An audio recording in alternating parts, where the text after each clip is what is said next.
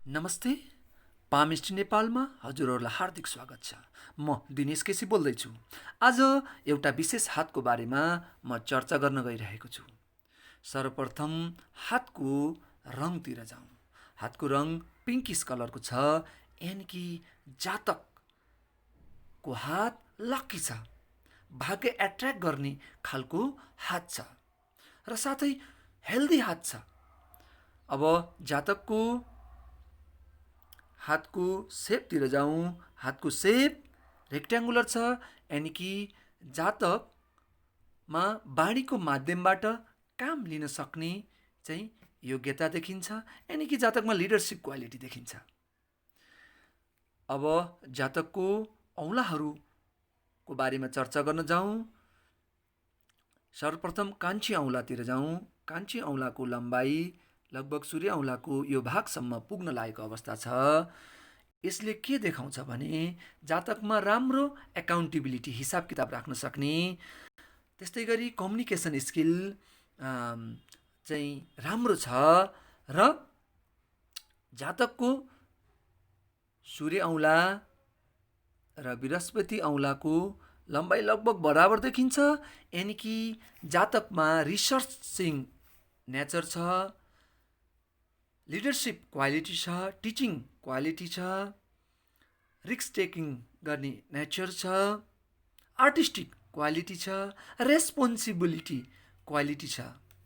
त्यस्तै गरी शनि औँला पनि राम्रै लम्बाइ लिएको र सिधा उभिएको अवस्था छ। हल्का केही सूर्य औँलातिर ढल्केको छ। जातक डिसिप्लिन्ड हुनुहुन्छ। त्यस्तै गरी जातक हार्ड वर्किङ खालको हुनुहुन्छ, मेहनती खालको हुनुहुन्छ। त्यस्तै गरी जातक चाहिँ भाग्यमानी हुनुहुन्छ। जातकको बुढी औँलातिर जाउँ। बुढी औँलाको लम्बाइ पनि राम्रो छ। जातक चाहिँ एउटा सफल व्यक्तित्व हुनुहुन्छ। जातकको माथिल्लो भाग र तल्लो भागलाई हेर्दा माथिल्लो इच्छा शक्तिको भाग ठिकठाक देखिन्छ, जसले गर्दा जातकमा जुन भौतिक इच्छाहरू त्यस्तो कडा छैन। एउटा व्यावहारिक जीवनमा चाहिने व्यावहारिक इच्छाहरू छ, जुन चाहिँ जातकले आध्यात्मिकतिर चाहिँ लगाउनु भएको छ। आध्यात्मिक इच्छामा चाहिँ लगाउनु भएको छ आफ्नो इच्छाहरूलाई। र जुन तल्लो भाग छ जिज्ञासा छ जातकमा र तर्क छ, जसले गर्दा जीवनमा जातक चाहिँ जीवनमा अगाडि बढ्न सक्ने योग देखिन्छ। त्यस्तै गरी गुरु पर्वत राम्रो अवस्थामा छ, स्पष्ट छ, पुष्ट अवस्थामा छ। यसले के जनाउँछ भने गुरु पर्वत राम्रो स्पष्ट र पुष्ट अवस्थामा भएको हुनाले जातकमा चाहिँ आध्यात्मिक ज्ञान आर्जन गर्ने चाहिँ गुण देखिन्छ। त्यस्तै गरी लिडरसिपको गुण देखिन्छ, रेस्पोन्सिबिलिटी लिने गुण देखिन्छ। र यहाँ जीवन रेखाबाट यसरी एउटा रेखा आएको छ जीवन रेखाबाट, जसले जातकलाई चाहिँ महत्त्वाकांक्षा चाहिँ लिएको देखिन्छ। र यो महत्त्वाकांक्षा अवश्य पनि जातकले आध्यात्मिक जीवनको लागि लिनुभएको चाहिँ सम्भावना धेरै छ। त्यस्तै गरी जातकको शनि पर्वततिर जाउँ। शनि पर्वत ठिकठाक छ। जातक भाग्यमानी हुनुहुन्छ। र त्यस्तै गरी सूर्य पर्वततिर जाउँ। सूर्य पर्वत चाहिँ हल्का दबिएको अवस्थामा छ।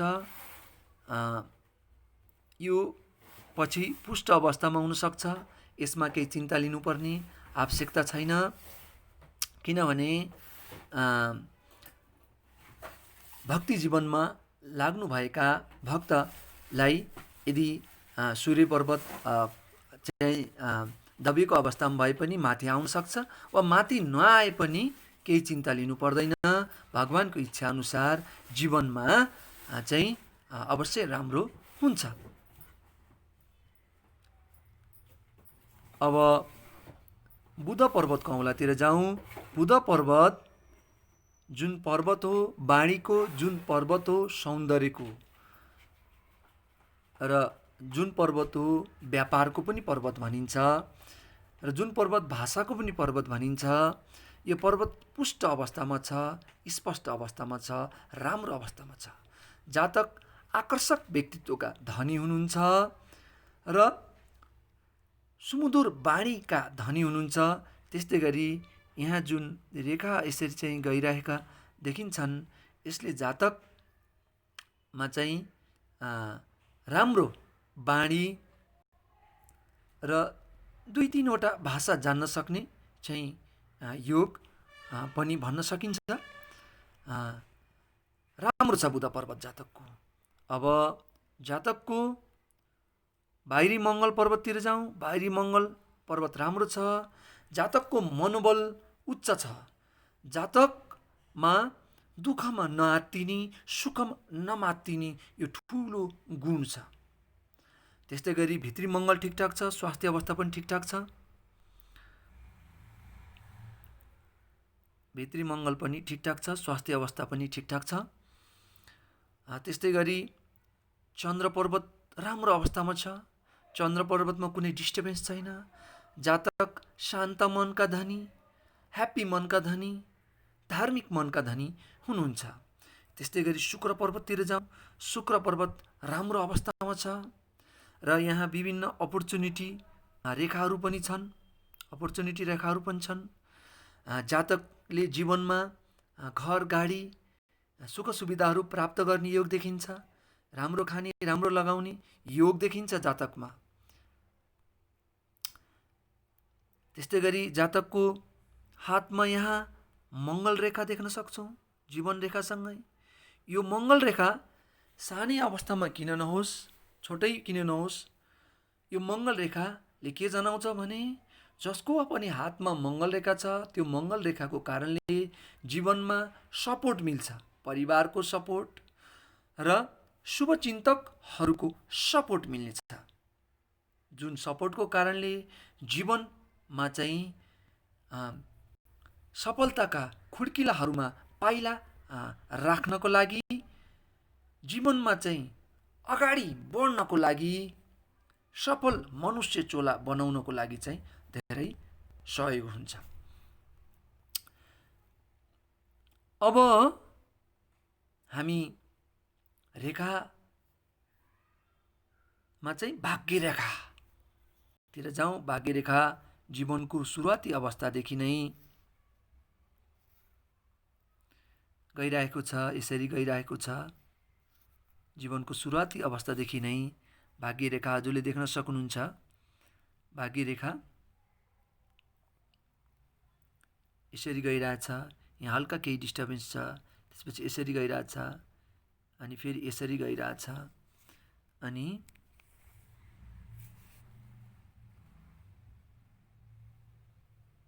भाग्य रेखा यहाँ पनि हल्का देख्न सकिन्छ।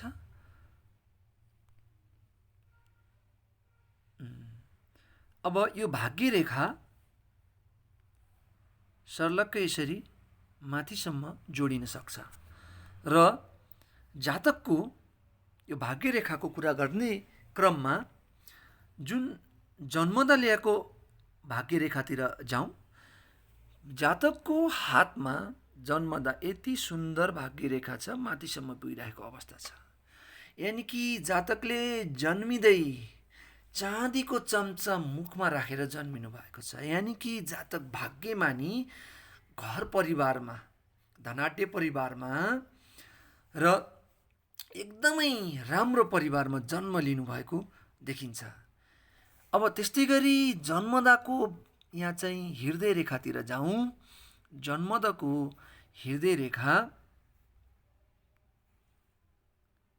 यसरी गइरहेको अवस्था छ।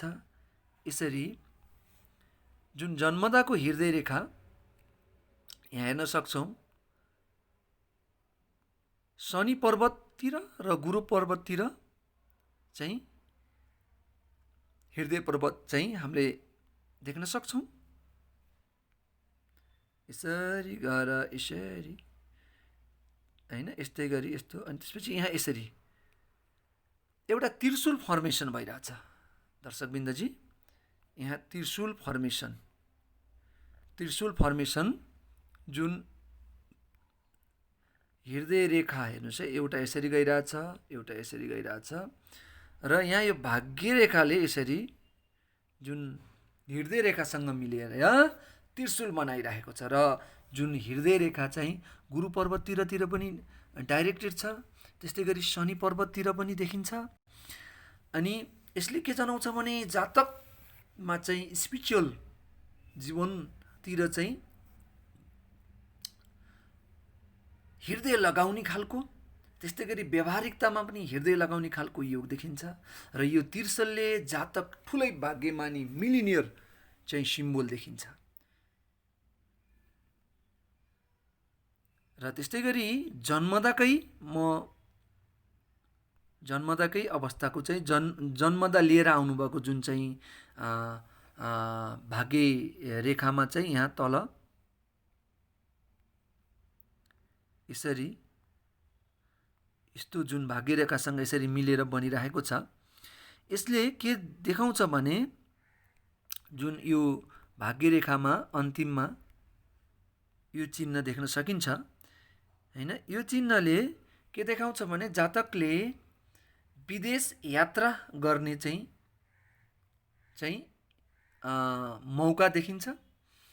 त्यस्तै गरी पैतृक सम्पत्ति प्राप्त गर्ने चाहिँ योग पनि देखिन्छ। र त्यस्तै गरी विशेषतः केतु पर्वतमा भएको यो रेखाले चाहिँ आध्यात्मिक जीवनमा चाहिँ राम्रो उन्नति गर्ने चाहिँ योग देखिन्छ। अब जीवन रेखातिर जाउँ। जीवन रेखा यसरी जीवन रेखा राम्रो अवस्थामा देखिन्छ। 75 प्लसको आयु छ। अनि जुन केतु पर्वतमा जुन चाहिँ यस्तो खाले रेखा जुन चाहिँ हामीले देख्न सक्छौँ, अघि भनिहाल्यौँ जातकले चाहिँ विदेश यात्रा गर्ने चाहिँ मौका पाउनुहुन्छ हैन।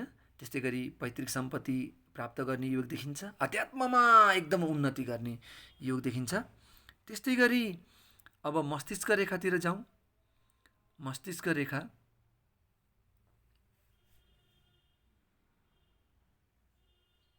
यसरी मस्तिष्क रेखा गइरहेको छ, यहाँ हाँगा आइरहेको छ र यहाँ एउटा रेखा आएर ट्रायङ्गल बनिरहेछ है।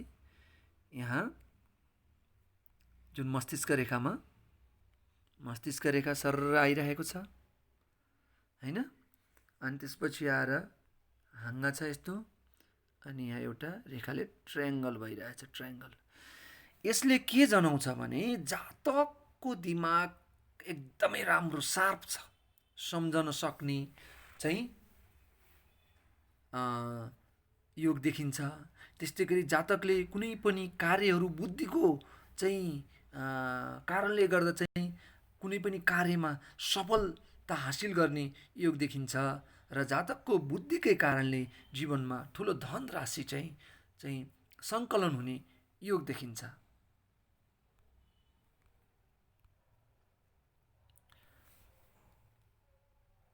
अब जातकको हातमा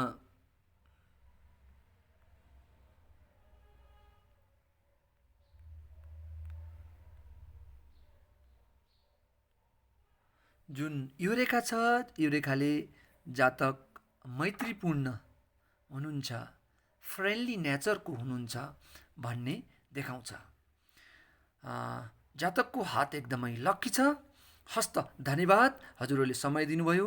पेज लाइक अनि सब्सक्राइब गर्नुहोस् र कृपया सेयर पनि गर्नुहोला। हस्त धन्यवाद।